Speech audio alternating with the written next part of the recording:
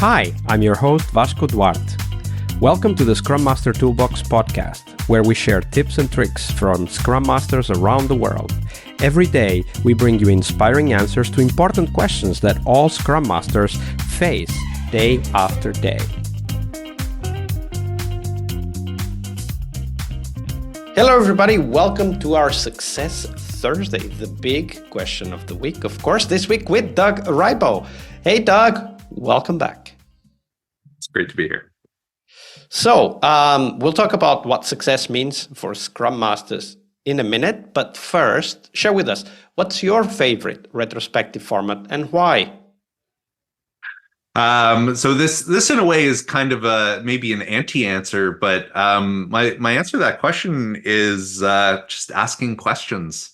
What I found in practice is that between our product function, between our process function in terms of how we organize as a team, and between our technical practice, there is never a shortage of things to be able to ask the team members about. Now, that being said, it's about asking good questions. So one thing that I would advocate for is if you've fallen into the pattern as a Scrum Master of just going, what should we stop, start, continue? I'm not sure that is going to lead you to the best answers that is going to allow you to help your team. Again, we've talked about lean a lot in previous in the previous days here. And the lean perspective really is, as a facilitator, my responsibility is to help these people be as productive as they possibly can. So the way I like to think about retros is purely from a perspective of empathy. If I put myself in the shoes of the team members working on the team, what are some of the challenges that they might have run into throughout the week that have gotten in the way from them being as productive as they possibly could be? So the sort of questions that I like asking just from a product and a process side is things like, was there ever a time throughout our last sprint, we're working in sprints, where you felt you didn't have clarity over the problem that needed to be solved, where the ticket that you were working on wasn't properly scoped and you needed more information? Was there a time where you needed support from another team member? Were you able to get it? I'm very lucky. Our team communicates really, really well, but it's still a great question. So constantly putting myself in the position of, what sort of blockers might these people have run into throughout the week? And just really finding a way to unearth those issues that may have happened that you're probably not going to hear about if you just ask, what should we stop, start, continue? It's really just about digging. You mentioned one thing that I think is important. When we take that perspective of empathy, right, like kind of exploring what challenges they might have faced during the week, I think you said something that sometimes gets perhaps kind of implicit and forgotten for those of us who already do this, but I think it's important to phrase this. It's very easy to answer those questions about this week. But if you ask me that question about the week prior, it's already gone. And that's one of the things that I find is missing in retrospectives is the quick retrospective and action. In the TPS or Toyota Production System, which we talked about extensively already before during this week, they do improvements every single day. And they collect improvements from everybody, right? There's even that idea that improvements come at any point in time, and then the workers, the people doing the work, decide what improvements to take on and implement themselves. And I think that when we ask these questions and try to facilitate the discussion about what just happened this week, that's easy to answer. But when we go much further into the past, then of course the quality and the accuracy of the information drops very dramatically, very quickly. Well, now that you mentioned that, one question that I see pop up all the time is like, why do we even do retrospectives? Why are we waiting for, let's say we're working in 2-week sprints? Why aren't we continuing to improve on a daily basis? And the answer is we absolutely do this on a daily basis. It's the exact same phrasing of the questions in stand-up where I think we can ask a little bit better questions. than just what did you work on yesterday? What are you working on today? Do you have any blockers?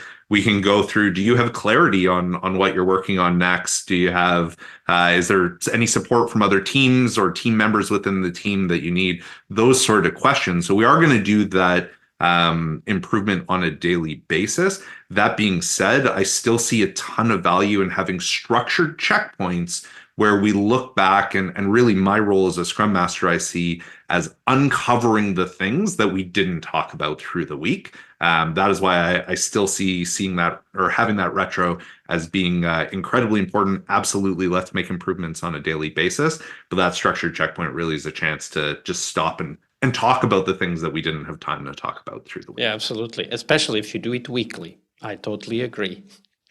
Doug, of course, we do this because we want to help teams succeed, just as you mentioned a minute ago, but also because we want to succeed. I mean, after all, we do want to be proud of what we're doing and we do want to feel we are succeeding at the work that we do.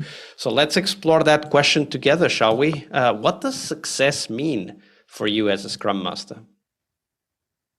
Yeah, and I think there's two different sides to this. Is what does success mean, and then how do we actually show that to other people? And I think the second half of that might be an impossible question, but we can touch on that in a minute. For me, I measure success as the quality. So a couple of things I'll mention here. For sure, when we're talking about daily Scrum or stand-up, however you refer to it, the quality of the conversations that we're having.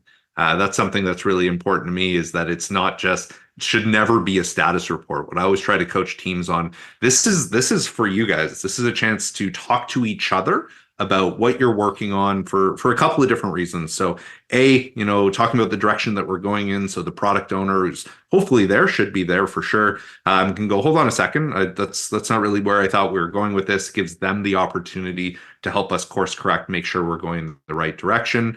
It's the opportunity for you to talk to your team members and just share, yeah, this is the problem we're working on today. This is kind of the direction I think I'm going to go with solving it, which maybe there's another dev on the team that go, oh, I actually had to do something similar to that the other week or the other month. Let's work together on that. There might be an easier way to do this. It's a chance again to just uncover all of the things that we should be talking about. So for sure, when we're talking about daily stand-up, the quality of the conversations that we're having there is certainly something that I think is incredibly important to the team's success. We talked a little bit on Wednesday about just the need to stay organized. So absolutely, anybody should be able to walk in and go, hey, I've never seen your backlog before. What's prioritized? What are we working on next? What's the next thing that we're going to deliver that's valuable to our customer? And then the last thing as well is the culture, I would say, that we form within the team. So one of the things that's really challenging during retrospective, we go, yeah, this is a place where, people should feel safe asking questions. But the reality is a lot of the time we're asking questions, raising problems. But the reality is a lot of the time we're going to raise a challenge that directly speaks to an interaction with another team member, whether it's another developer, whether it's the product owner.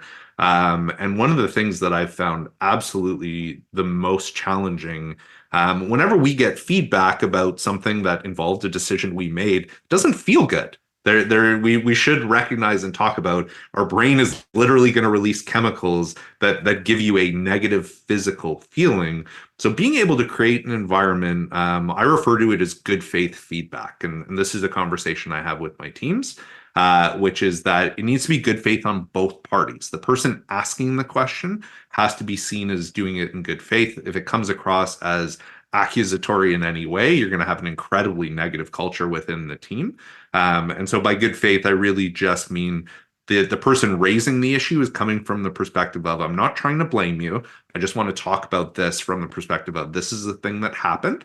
What can we do differently next time to help things go smoother, go better, what have you. But then it's also good faith on the person, on the side of the person who may be responding to whatever's been raised as well. That they not get defensive, that they realize the perspective the person is asking this question from.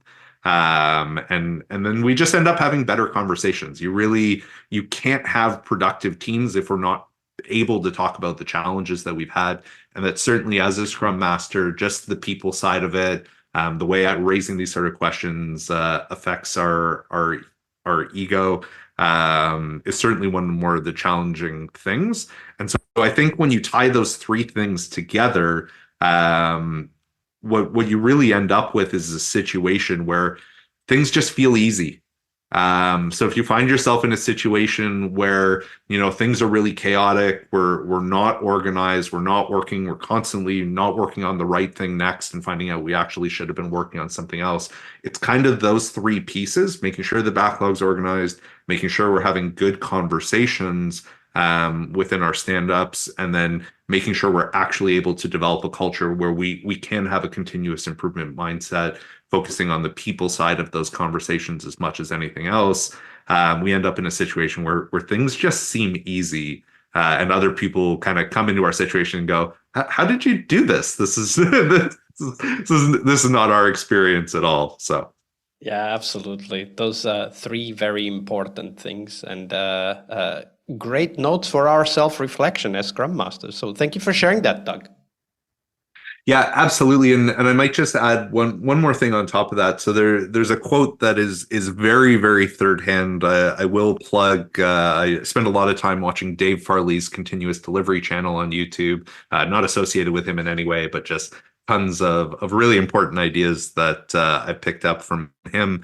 And there's this quote that he received secondhand that apparently back in the days when Netflix was really just first emerging and getting very popular, the CTO of Netflix, when asked by other CTOs where they got such great engineers, developers from to build their platform, his answer was, "We got them from you, and then we got out of their way."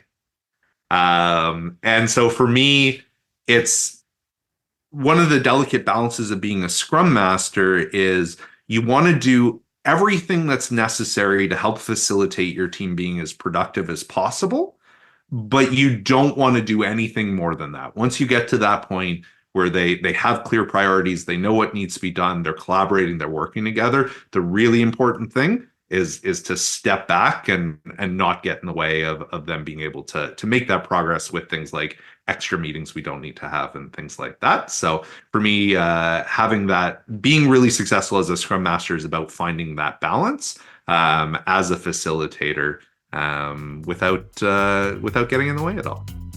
Thank you for sharing that, Doug. For sure. Part of a successful Scrum Master job is to help the product owner.